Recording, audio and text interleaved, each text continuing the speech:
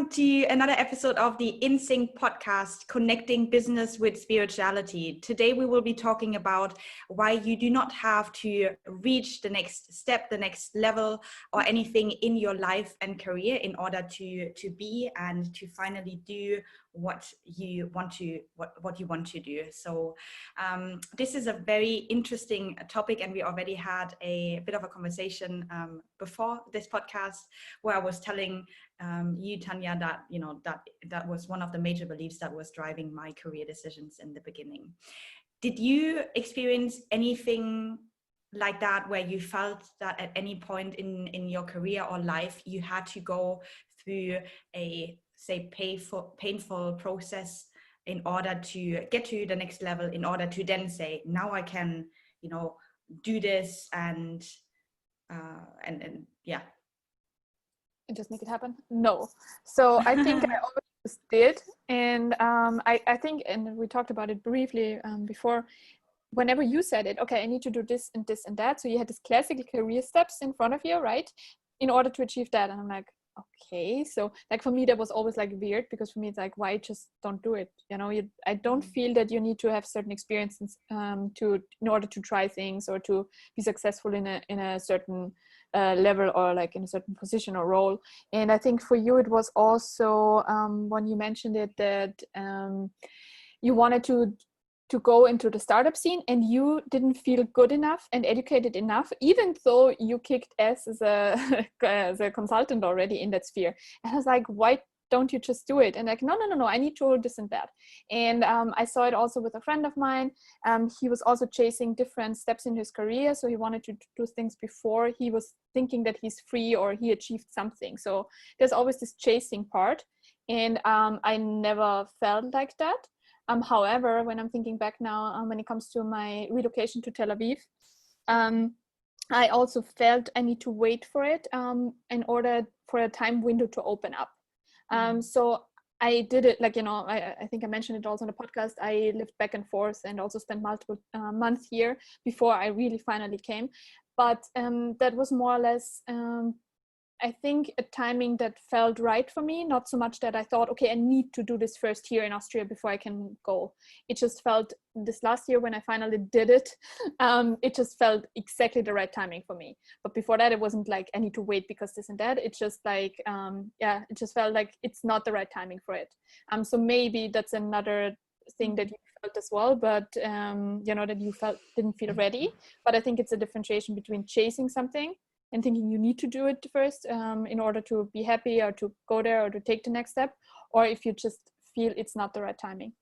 Yeah, that's true. That's very, very different. Yeah. Yeah. I mean, what I have definitely observed after spending, multiple years in the corporate industry is that people like think in those boxes, like I need to do this first. It even starts with small things, like I need to be on this project to then get a promotion, and only then I will be able to be be a team leader or so.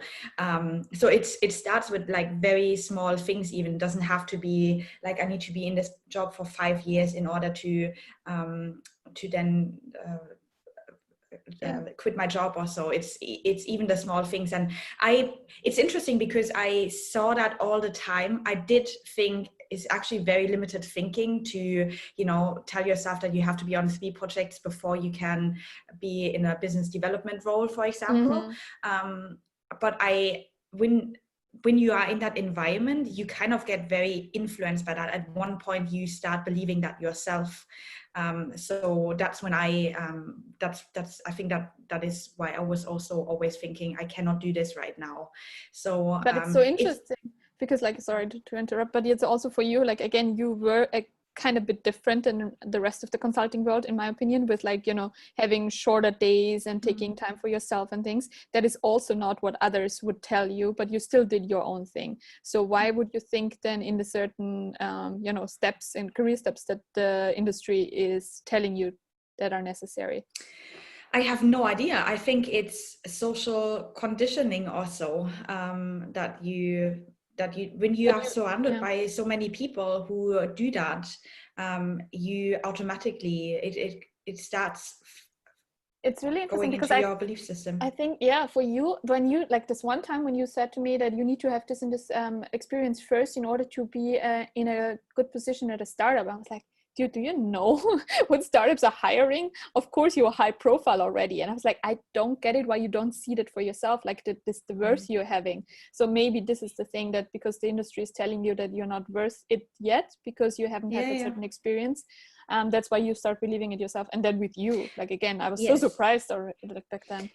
But then, you know, now also having broken out of it and knowing that I can do this really makes me want to encourage other people as well to get out of that environment, because I think or not necessarily get out of the environment, you know, everyone chooses a different path, but become aware that when you operate amongst people who have this step-by-step thinking, it will automatically infuse your thinking as well, whether you want it or not. And I like, now I feel really like I want to almost shake people and say, look, if you choose to do this and be in that environment and live that step by step, that's fine, you know, everyone should do what they want to do. But I want to almost make them aware that you don't have to put yourself that limitation it's such a bullshit so you can story. do it. It's really bullshit. It's like, I mean, I'm just thinking of like one of my friends, he always, one of his dreams, he wanted to publish a children's book. And there was like a break in his career, and he was telling me that story. I'm like, okay, why don't you do it? And he's like, no, it's in 10 years from now. And I'm like, but you have the ideas ready. Why don't you just go and publish it? It's like, no, you need money, you need experience, you need a name. I'm like, it says who? And honestly, he published a children's book like a couple of months ago. So, you know, his belief was, in 10 years from now, I'm ready. And I can't do that now because of X, Y, and Z, and because of people are telling you that, you know, you can't become an author when you're like having, or you need to chase your other career first, or the things where you can actually make money.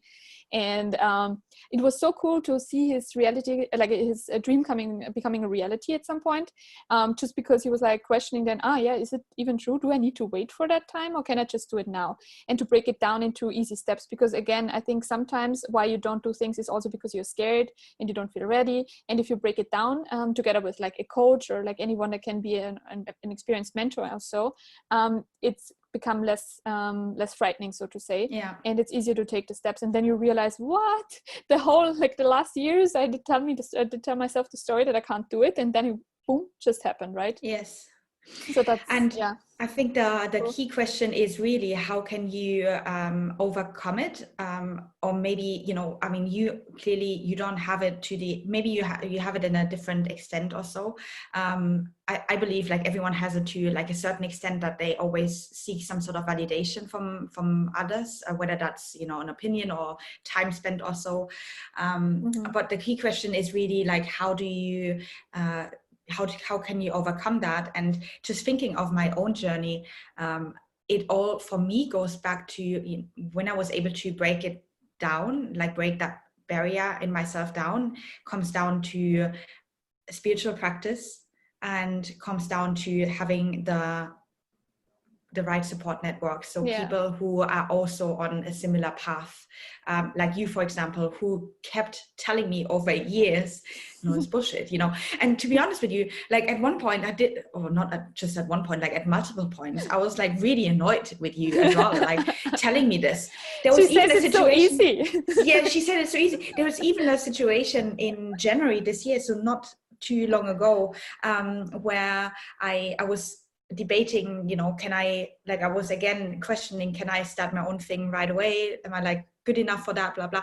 So speaking to my friend, and he told me, he's like, just do it. Like, don't go back. And I was like, no, I can't do it. Blah, blah. I need to do this again. Blah, blah. I need to go back into like a normal job. Right. And like, I did get annoyed from like people telling me that that's bullshit. But at the end of the day, I needed to hear that. So I think the formula in a way to get over it is by really having people around you, or resources that keep destroying those belief or systems questioning from it, you. at least for you. Yes. Yes. I think it's a bit of a naive view you need to have on the world. Just because you think that is the way it is, you just need to question, and it helps obviously if you have other people, external people, that are questioning that with you, and even getting you to the thought process saying, okay, is it actually true? And I think for me, what started it a couple of years ago, and I don't know, it's really sad that I don't remember, I read a quote saying, like, if you keep telling you can do that only in 10 years from now, start questioning it. Or maybe it was in Tim Ferriss' book of the Titans. I'm not sure anymore. So if you're telling yourself it's 10 years from now, asking yourself, why not in 5 years? And I thought it's like amazing to actually think about it that way. Okay, why do I think it's only in 10 or in a year from now or in 5 months from now? Why not now? Why not sooner? And that also, makes you aware of the resources, the time spent there, and the most important, the priority you put on it, right? And limitations you put on yourself. Because if you're not making it a priority, obviously it's not going faster or sooner, because it's not important for you, and you don't put the resources in. And if you're questioning why you don't want it, or you feel the fear coming up, oh, I can't do it in a half year from now already because I need to do it in 10 years, I'm not ready, then you're like aware of there's a fear there. It's not that it's not possible, it's just something is holding me back. And mostly it's fear and the belief that you can't do it yet because you're not experienced enough, you're not good enough, you're not whatever, right? Yes. And I also think it's just saying like I can't do it yet kind of protects you from Failing. what other people might think if you actually fail now, because then you can always say, oh yeah, but I always said I only can do it in 5 years because then I have my skills or whatever together. So I do think it probably protects you as well from that fear of failure. And if you, again, like now just breaking it down like that really makes me think, if that is the reason, which I'm sure, it was definitely for me, or part of the reason, if I could have broken that down earlier through, my spiritual practices and meditation and reflections and stuff, maybe I would have been able to make that jump earlier. Yeah, I mean, for sure you would be capable of doing so, right? I mean, again, the universe, it's all fine. I think you love your life the way it is designed now. Yeah. And of course you get the whole journey is teaching you something, right? But yeah, I'm like happy for you that you broke it down, because not a lot of people, or not all people, can do that, right? Sometimes you're just stuck in whatever you... Actually, I just want to fundamentally disagree with you, because I feel like everyone can do it. But you have to put in the effort into these tools and like take it seriously. But there we're back in limiting just beliefs, put in the work, creating your own reality. And if you don't prioritize it, or if you don't feel like, if you're not discovering that this is the bullshit story you're telling yourself, then you won't make it. Very important point. Everyone can make it. Exactly. Please remember that, dear audience, everyone can break it down, but it is about prioritizing it, as you say, making it a high priority. I just wanted to also shed some light on the other extreme, because especially the high achieving friends I have, and especially guys, I need to say, there it's the thing that they know they can do it, but it's never enough, right? And then you're chasing one by one by one, and one project and one successful company and whatever, and you're also not living in the moment, you're not appreciating what you have, and you have all the tools you can do, and that's why you're getting eager to do more and being more productive and more successful, but there is never an end. You always feel, okay, if I do that, then I'm happy, or then I'm finally content with my life. But that's also not true. So it's always the thing that you're not in, I don't know, not 100% aligned with yourself, I think, why you're chasing those things, or why you're telling yourself a bullshit story. So true, because that's the next thing, when you then keep on chasing, it doesn't end, right? It doesn't end with I'm breaking out and now I do this, but it's always oh, now I cannot do it, so now I'm chasing the next thing. So it's true, that's the next challenge. So I guess it's about enjoying the process. It's equally bad, by the way. If you're never happy, never content, never checking in yourself and wow, this is actually what I wanted, and now I'm here. You're not appreciating of what you achieved, you're not appreciating of the success, because it just feels empty. But then again, I think in my experience, it comes from something that you're trying to fill a void within yourself, without realizing why you actually want to achieve the success. And for me, for example, that's why if someone is telling me, yeah, you're ambitious and that success is important to me, I'm like, actually it's not. And when I'm like, I fundamentally disagree if someone's saying I'm ambitious, because it's, for me, it's just like a very certain drive I feel to do things, to accomplish things. I love to build products and companies and websites, whatever. Like, I love to see progress in whatever I do. And it's just like, I'm enjoying it so much, but there's never the thing that I need to be successful, or that I feel, yeah, this is ambition. It's just like, what makes me happy. That's why I'm doing it. Yes. Like, I'm not trying to chase anything here. I feel exactly the same. Like it's almost like a bit of a negative connotation when people say it. And maybe this is just me like perceiving it that way, but I get exactly the same. You're so ambitious, and you always do like 10 things, and it's true, I do, because they like bring me a lot of joy and happiness, like that. But I feel like people like, but again, like maybe that's just the wrong perception. I feel like it has a bit of a negative connotation for most people when they say it, and they then overlay their way of doing things with mine, and they just assume, for example, they're not as driven as I am, and they like to sleep in on the weekend and don't do much like and stuff. I also do that. I also do that, right? But I also like to do something with my Sunday, even if it's just like going to the beach, just planning that as well, right? So I feel like just because for most people they don't do it, it's sometimes perceived as a bit of a negative thing. Yeah, that's true. But like, I mean, I think for some it's like, and I think we had it in the description when we started to put together the IN.SYNC description, and you had ambition there, and I think it's still there. It's like, is it really ambition? So even for me, it's like, but I feel, it's like, I don't know why it's so interesting. But even in like my company, we had it as a mission statement in there, like, for ambitious women. So it says something about the personality type, that you want more of life. This is my definition of it. I want more. I want to be happy. I want to put in work, but I don't want to chase things. I just really want to be in the moment and be present. And like, for me, I mean, maybe I'm lucky just because I really love to get work done and to build things, and others are not, right? So that's why I'm like maybe having this problem with the ambition word. But if I would describe you, I would definitely say you're ambitious. But same for you, yeah. But it's also, for what I admire with you is, again, because the discipline you have, and this like German like structure, and like just getting things done, while I also get things done, but I have my chaotic way of things. And then I see you and I'm like, wow, how the fuck does she do that, And it's like, for me, you're ambitious and you're goal oriented and you set yourself goals, right? That's again a difference between the two of us, because me, very laid back and it's so interesting because I admire you for the way you drive stuff forward. Even just, sometimes when we launched this podcast, and all of the stuff that you created and all of the ideas that you had already lined up and stuff, like, fuck, like, she is really onto this. By the way, I need to stop swearing because I just wanted to say this. Now you're starting to kiss me. Dude, I hope there was a dude. So even that, I feel like, wow, she's so ambitious, and she's so on the topic. So I would also describe you as one of the most ambitious people that I know, but in the most positive sense. And you probably for me as well. But it's interesting because I feel like sometimes, like, it's a bit of a negative connotation to that. And I mean, I definitely work less than most people do.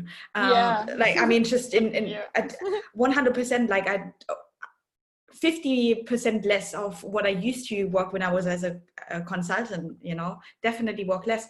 But that doesn't mean that I don't do anything with that 50% of my time. And like, I always I drive my own projects, or even if the project is to sit on the couch and read a book, that I take that as time. And sometimes I'm not always available to like meet up and do stuff, and then people would go back and say, oh, you're so ambitious, you don't have time, you're working so hard. I'm like, yeah, be, Yeah, it's the picture from the depends outside, on but again, that's what what success also brings at some point, right? It's like the picture that you need to be a certain way, and you need to get up at 4:30 every day, do yoga or sports, get things done. Like, I think that's also a problem.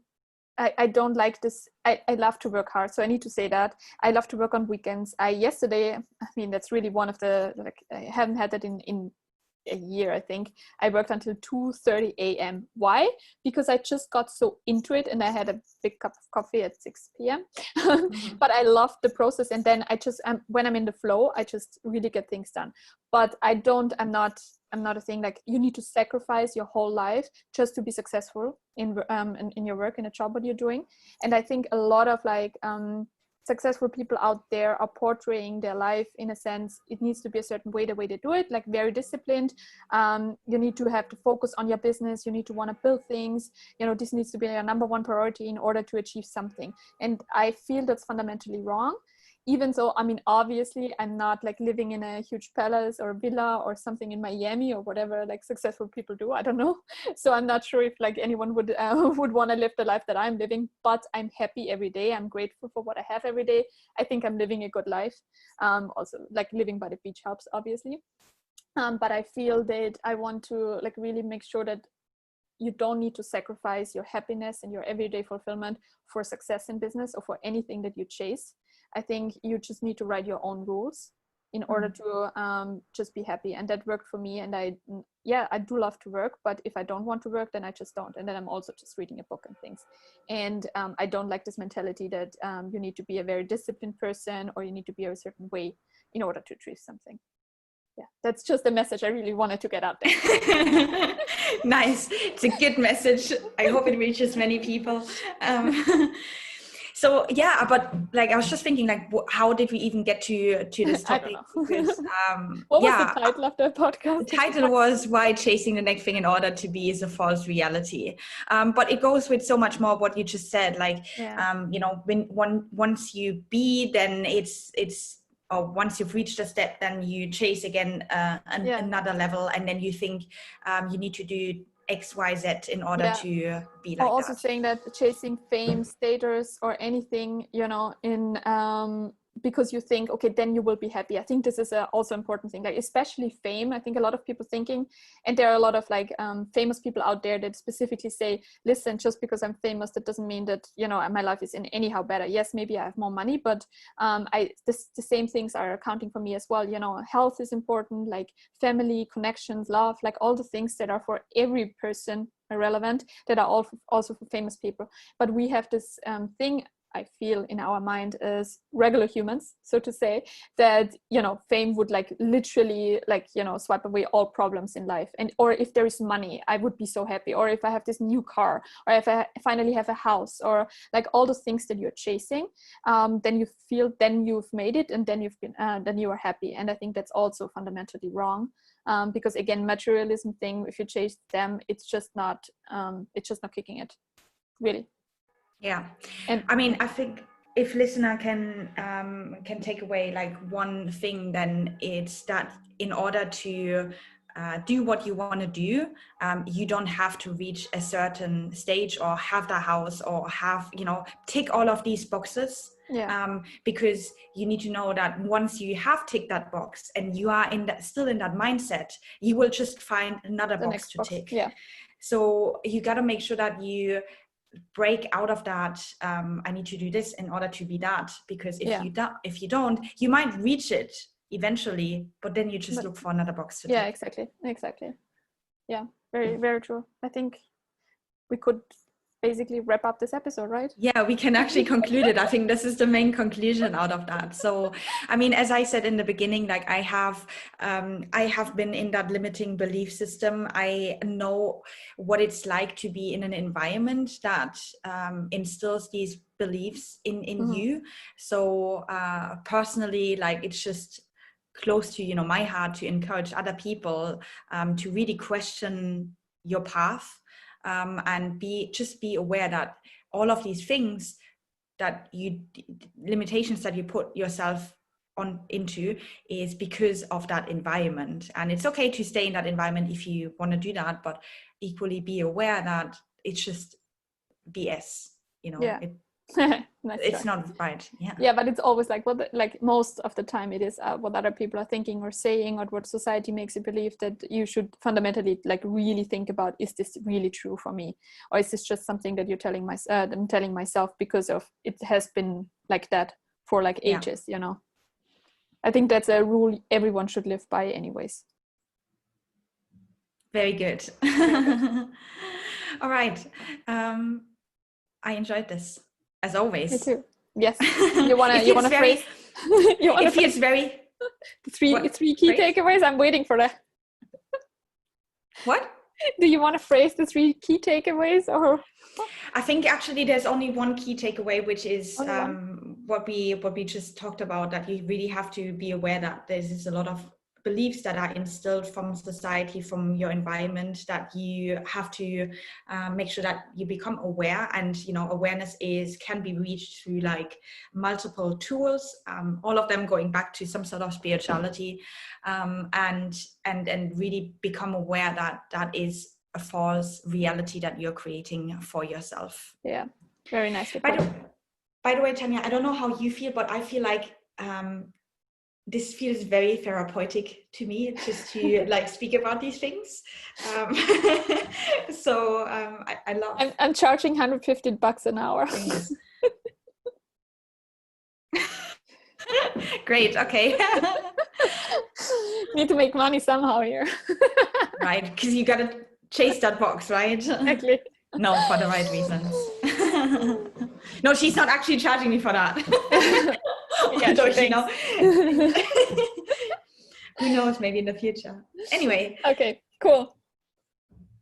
So thanks everyone for listening. I hope that was relevant for any of you, and talk to you next week. If you do have any feedback or comments or things that you want us to dive deep into, or you just have questions and you want to bounce off some thoughts following a conversation like that, I'd be more than happy to jump on a call or like leave you a voice message or so, and I'm really keen to hear like people's opinions about. By the way, there is like this feature on Anchor, the platform that we're hosting with, right? That you can send an actual voice message to us that we can replay here. Isn't that possible? We need to activate that. That would be so cool.